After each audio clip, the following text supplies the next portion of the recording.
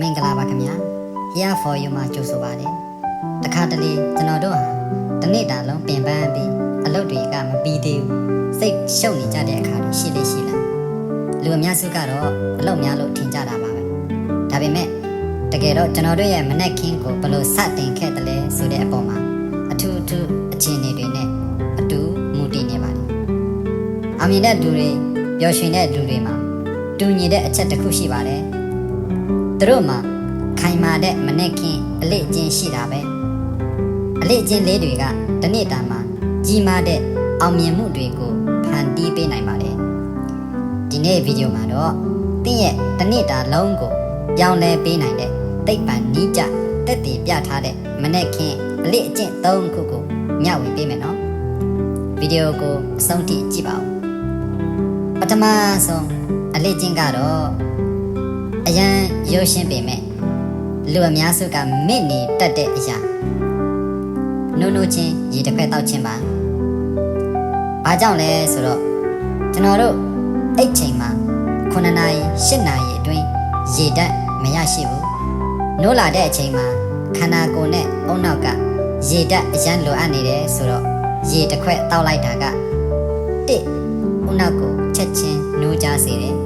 ညောင်းညာမှုတွေကိုလုံးဝပျောက်စေပါတယ်နှစ်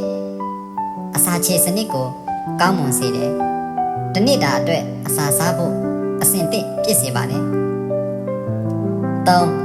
အသားအရည်ကိုကောင်းမွန်စေတယ်ခန္ဓာကိုယ်ကအစိတ်အတောက်တွေကိုဖယ်ရှားပေးပါတယ်ကော်ဖီဒါမှမဟုတ်လက်ဖက်ရည်ထက်ရေကိုအရင်ရွေးချယ်ပါ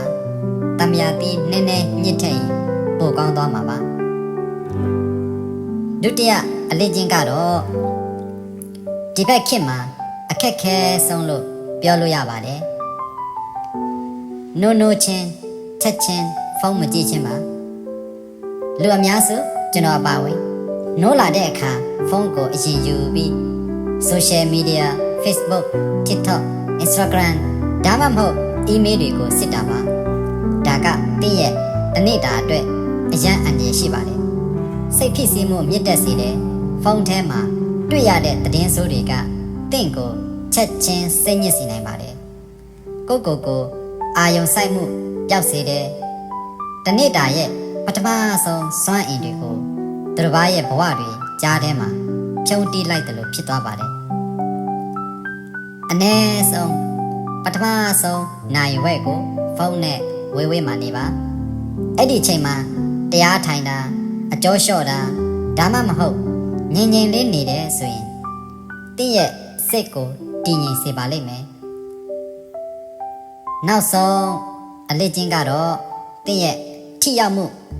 productivity ကိုမြင့်တင်ပေးမဲ့နေ့စဉ်လုပ်ငန်းဆောင်တာကိုစရင်လုပ်ခြင်း the 3 tech rule ပါ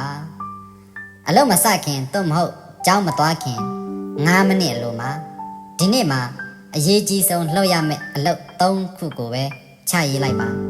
အလုပ်တွေအများကြီးမဟုတ်ပါဘူးအရေးကြီးဆုံး3ခုပါပဲအာယုံစိုက်မှုကောင်းစေတယ်ဘာလုပ်ရမလဲဆိုတာတိတိကျကျသိတဲ့အတွက်အချိန်မဖြုံးတော့ပါဘူးအောင်မြင်မှုခံစားချက်ရစေတယ်အဲ့ဒီ3ခုကိုပြီးအောင်လုပ်ပြီးရင်ကိုကျင့်တတ်မှုရစေပါတယ်အလုပ်များနေတာထက်ထိရောက်နေဖို့ကပိုအရေးကြီးပါတယ်အဲ့ဒီ3ခုပြီးသွားရင်ကြံတဲ့အလုပ်တွေကိုဆက်လုပ်လို့ရပါတယ်ကဲအခုမျှဝေပေးခဲ့တဲ့3ခုလုံးကအရန်ရိုးရှင်းပါတယ်ဟုတ်လားရေတစ်ခွက်တောက်မယ်ဖုန်းမကြည့်ဘူးအရေးကြီးတာ3ခုချရေးမယ်ဒီအလေးကျင့်တွေကိုတရက်ထဲလောက်ယုံနေတော့ထူးခြားမှာမဟုတ်ပါဘူးဒါပေမဲ့နေ့တိုင်းဆွဲမြဲလောက်ကြည့်မယ်ဆိုရင်တင့်ရဲ့ကျန်းမာရေးစိတ်ဓာတ်နဲ့အလုပ်အကင်တွေမှာကြီးမားတဲ့ပြောင်းလဲမှုတွေကိုအမှန်တကယ်မြင်တွေ့ရမှာပါဒီမနေ့ကစပြီး Here for you နဲ့အတူအလေးကျင့်ကောင်းတွေကိုစတင်ကြည့်အောင်တင့်မှာဘယ်လိုမနေ့ခင်းအလေးကျင့်ကောင်းတွေရှိတယ်လဲဆိုတာ comment မှာမျှဝေခဲ့ပေးပါဦးဗီဒီယိုလေးကိုသဘောကျရင် like လုပ်ပြီးနောက်ထပ်အကျိုးရှိတဲ့ content တွေအတွက် subscribe လုပ်ထားပေးပါဦး ကောင်းမွန်တဲ့နေ့တစ်ခုဖြစ်ပါစေ